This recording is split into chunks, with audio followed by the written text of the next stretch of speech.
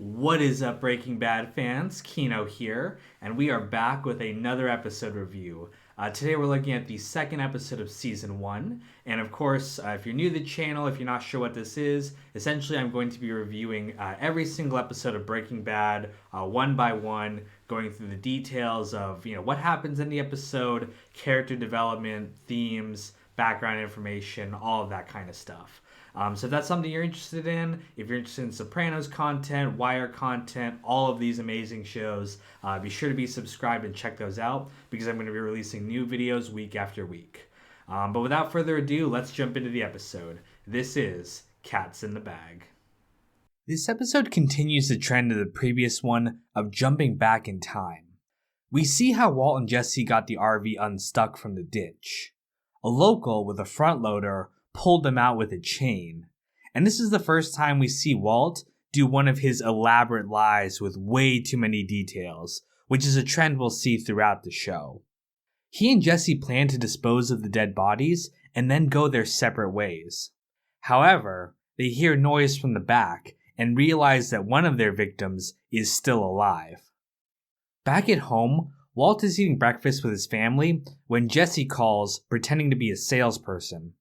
He tells Walt that Crazy 8 still isn't dead and he needs him to come over and help him with it.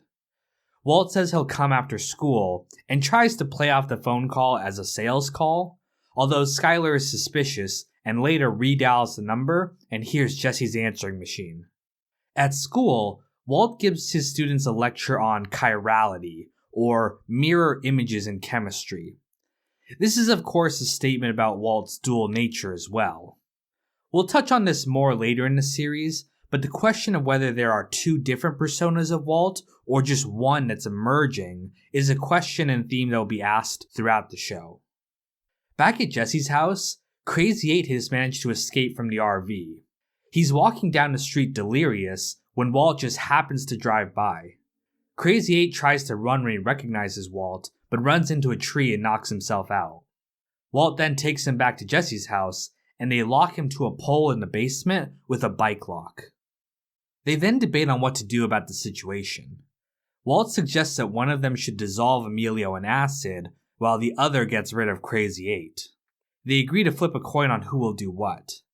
Jesse wins and takes the acid, which leaves Walt with the responsibility of killing Crazy 8.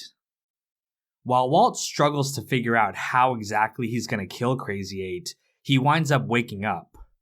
Walt gives him some food and water to hold him over while he decides on what to do. He smokes some weed to calm his nerves, but then has to go and leave to meet his wife, leaving Jesse there alone in the house. At the doctor's office, he and Skylar learn that they are having a baby girl. Afterwards, though, Skylar confronts Walt about Jesse's call that morning, after learning who he was on the internet. Walt lies and says that Jesse sells him pot, which Skylar is upset about. However, Walt stands up for himself and tells her to get off his ass for once in his life. We can see just how much the stress of having to kill Crazy 8 is getting to him. The next day, Jesse tries moving Emilio into the house to dissolve him.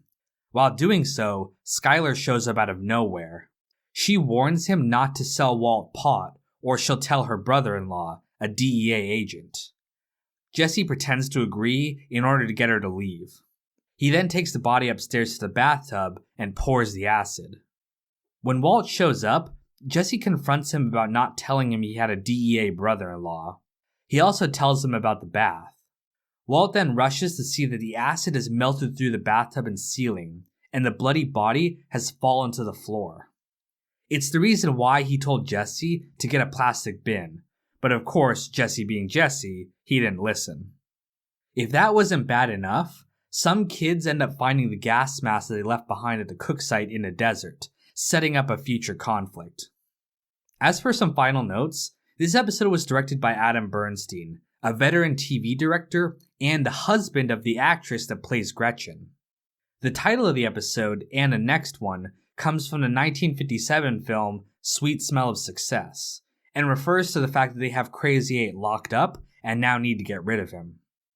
Lastly, the Mythbusters did an episode on Breaking Bad with Vince Gilligan and Aaron Paul, and found out that hydrofluoric acid would not dissolve through the meat and floor in that amount of time. This would not be the only technical detail that the show would get wrong over the course of the series, but we'll touch on those as they come up. And that is pretty much everything I had to say about this episode. I hope you guys enjoyed this review, and stay tuned for the next one coming soon.